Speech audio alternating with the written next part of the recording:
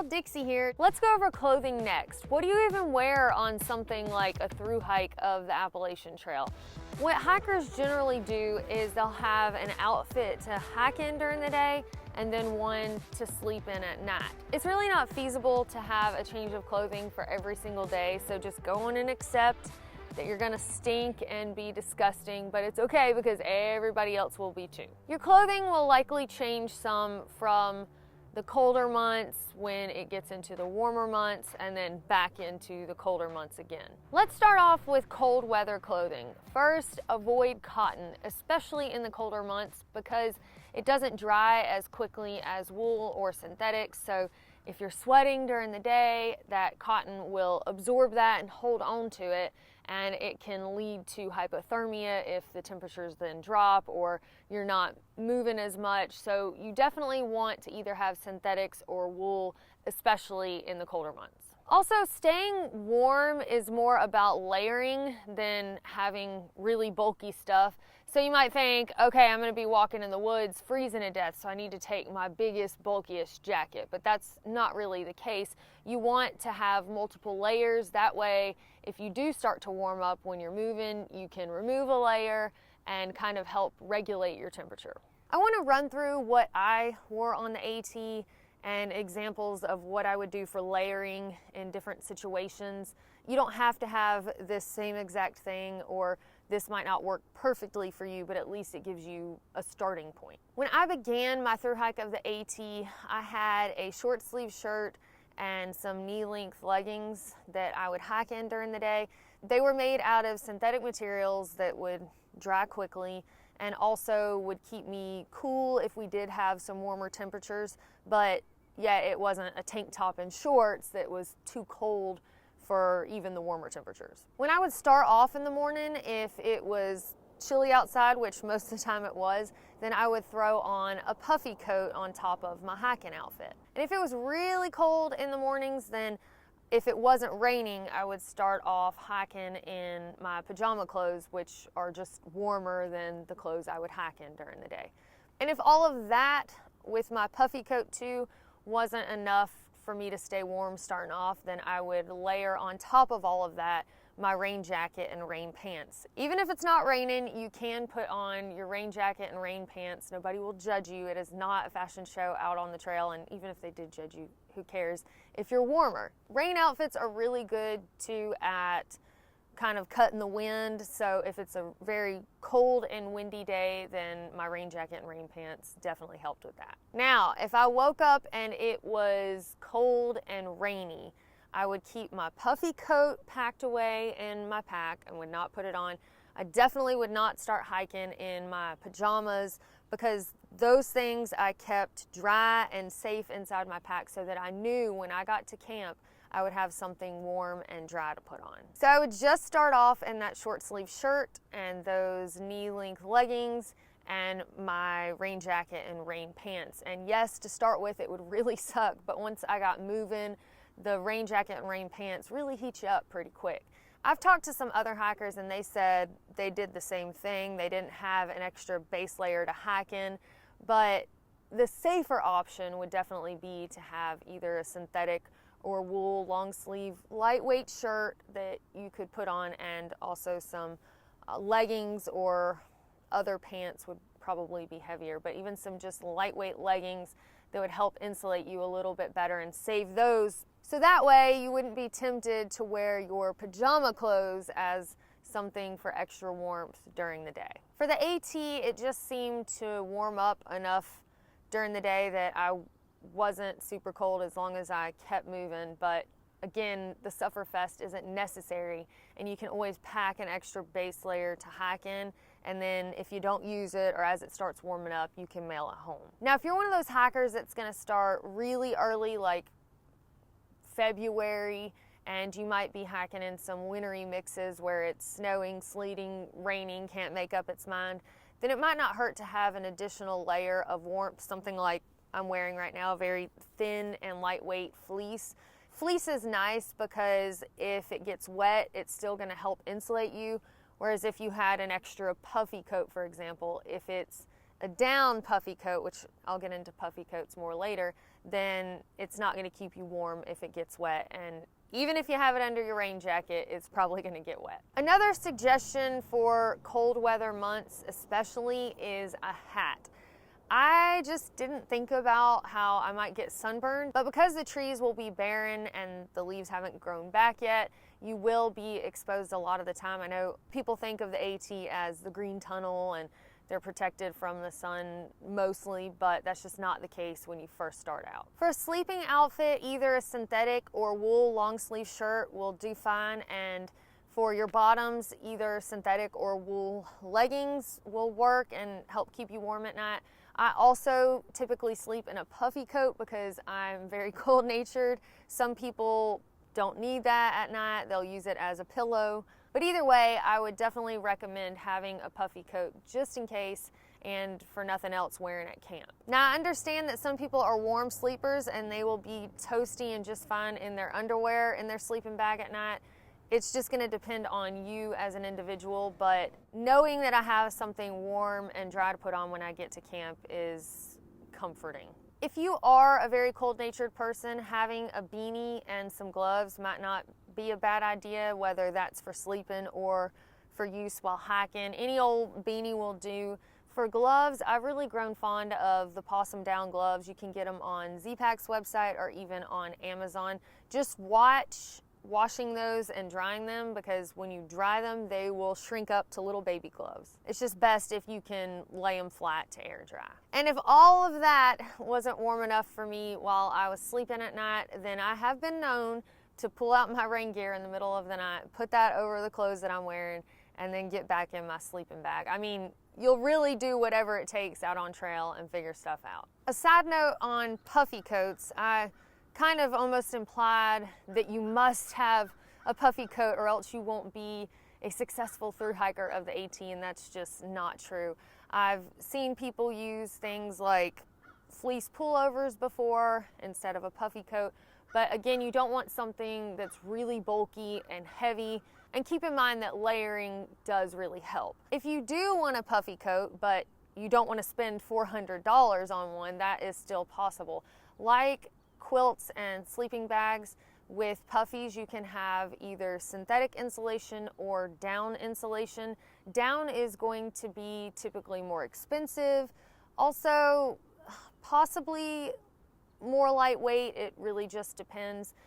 I would argue that some of them could definitely be warmer than synthetic puffy coats, but a synthetic puffy coat will still work just fine. I used a synthetic puffy coat on the AT. I found one on sale at REI. It was on clearance, so it worked well for my budget. It was relatively lightweight, and I didn't feel like I missed out on the hiking experience because it wasn't a down puffy coat. I have since moved to down puffy coats, and I definitely love them.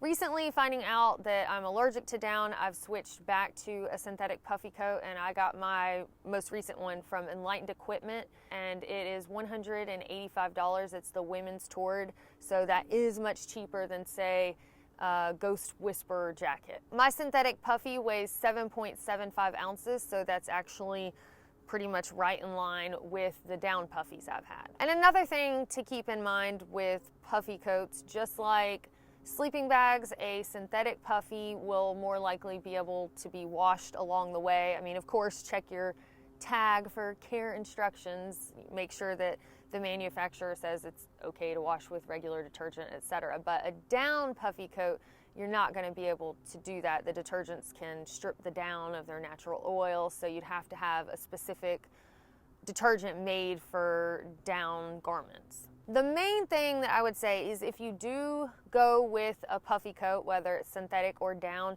I really like the ones that are hooded. I understand that without a hood, they'll be more lightweight, and maybe that's more important to you. But even if I've got a beanie with me, having the hood just helps keep my neck warm, and I can cinch it down so just my face is hanging out when I sleep at night. But again, I'm a cold-natured person.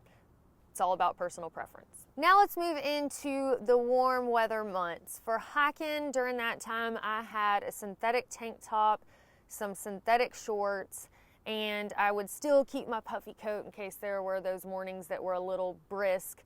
Also my rain jacket and rain pants. I think at some point it was so hot out that I sent my rain pants home to save a little weight, because wearing those while it was raining was just a scorch fest and I was getting soaked from sweating anyway. Once the leaves came in, I really wasn't worried about being burnt by the sun as much wearing my tank top and shorts. But the older I've gotten, the more I care about my skin, and I wish I had then.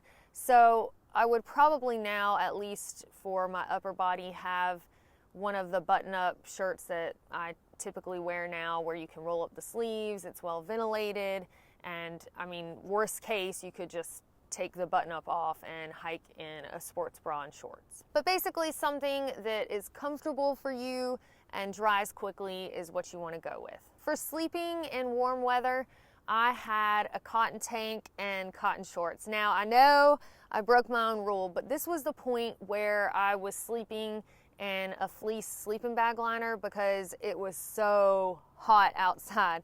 So I really did not feel at high risk for hypothermia, and it felt nice to just have some comfortable cotton to sleep in. And as I mentioned, I did have my puffy just in case I was to get cold at night, but most of the time I just ended up using it as a pillow. The undergarments I wore were the same whether it was cold or warm weather. I just took one sports bra. To start with, I had 2 sports bras, but I wanted to save a few ounces and some space in my pack, so I eventually sent one of them home. For underwear, anything synthetic and comfortable will work. Some people, guys specifically, find out if they get chafing issues that maybe things work better for them if they don't have underwear on, and some girls too, especially that hike in leggings. So it's something that you'll have to figure out, but my favorite brand of underwear, and I think at least a good place to start, is Ex Officio's. They are on the pricier end of things, but they hold up. You will have them for a whole thru hike unless you're just somehow more rough on underwear than other people. I like them because they're lightweight, they dry quickly, and they are marketed as odor resistant. Now, I've never tested them next to a different pair of synthetic underwear. I'll just take their word for it, but I do like the idea of that. What about when you're in town and you're doing laundry? If all of your clothing is being washed in the washer machine, then what are you supposed to wear? Some places that you can stay, like hostels, might have loaner clothing, so you can wear their stuff during the duration of your stay or while you're just doing laundry, whatever you prefer. But if I stayed somewhere that didn't have loaner clothing, then in the colder months I would wear my rain jacket and rain pants and just sit around awkwardly wearing that stuff until my stuff was done washing. In the warmer months, this was definitely not necessary, but I had a cotton sundress type thing that had built-in booby pads, so I didn't need to worry about a bra, or maybe you wouldn't worry about a bra anyway, personal preference. But it was nice having what I called a town dress, because then I got to wear something different than my hiking clothes while I was in town, doing my shopping, running errands, going to do something fun, whatever. But eventually, later on in my hiking career, I got rid of town dress. I decided that I would just do laundry in my rain clothes to save weight, so that's always an option. So just an overall recap on clothing: you don't have to have the best name brands in the entire world. Your clothes just need to be functional and work well for what you need them for. Just make sure that you are comfortable and what you have keeps you warm or cool if needed, and also dries quickly, and you should be good to go. I kind of glazed over rain gear, so I want to go into that with some more detail now. Rain gear is pretty much the same as all of your other backpacking gear. You can find something for $20 all the way up to hundreds of dollars. I guess if I have my dream rain gear, then some of the things that I'll look for is: 1, that it's already seam sealed. 2, pit zips are a nice feature, especially if you are somebody who gets pretty warm while you're hiking and you tend to sweat. then having a way to regulate your temperature while you're wearing the rain jacket is a nice option. I appreciate a hood that cinches down pretty tight. That way I block my face from the rain as possible, especially if it's really windy out. Having the wrist area be elastic or at least have a strap that you can cinch down helps with keeping rain out of the sleeves of your rain jacket, especially if you're using trekking poles when you're doing this motion. Eventually water will get in there and run down your arm, so having that elastic or some way to block it out at least helps. Keeping my rain gear as lightweight as possible is important, but of course it also has to match the budget. For my AT hike, I just went the cheapest route that I could find that was also pretty lightweight, and I opted for the Frog Togs ultralight rain suit. For the jacket and the pants, the full set, it was only $20, and you can get them at Walmart, most outfitters, and also online at Amazon. It definitely did not really have any bells and whistles, no pit zips or anything like that. It wasn't the most durable rain suit that I've ever owned, but with the AT, it's such a well-beaten path that you're not off bushwhacking often, so you don't have to worry about it getting torn up as maybe some other trails. But I would definitely use caution when going through anything that's brushy because it can quickly tear. The whole suit, of course, depending on the size, will weigh somewhere around 13 ounces. I ended up replacing my Frog Tog rain suit one time about midway. It was actually more than halfway along. I had done so many repairs with duct tape already and decided, okay, maybe it's time for another suit. But still, my rain gear for the AT, the whole trip, cost me $40 total. For other hikes, I've upgraded to gear like anti-gravity gear's rain jacket and rain pants. I also like Enlightened Equipment's rain jacket.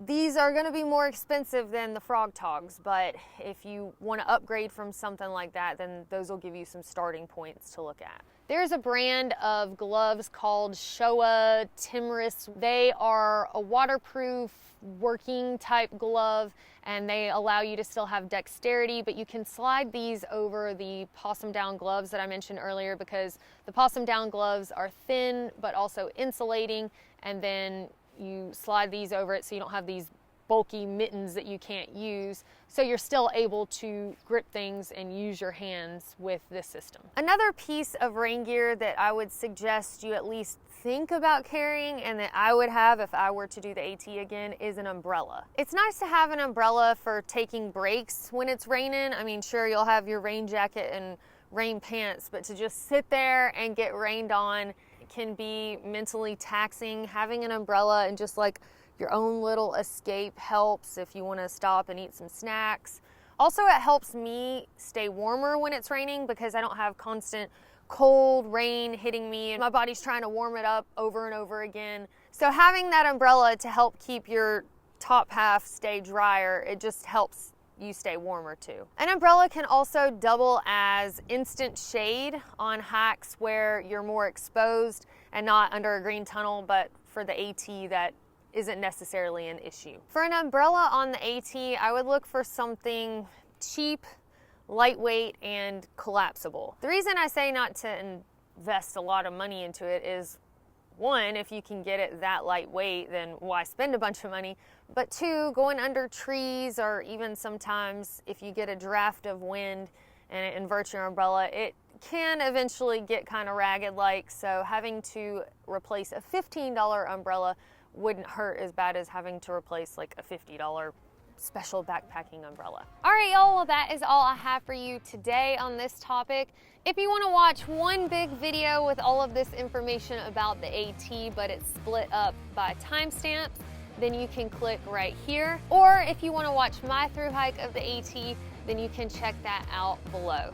Thank y'all so much for watching. Don't forget to subscribe before you go. If you've got any questions, feel free to drop those in the comments, and we will see y'all next time.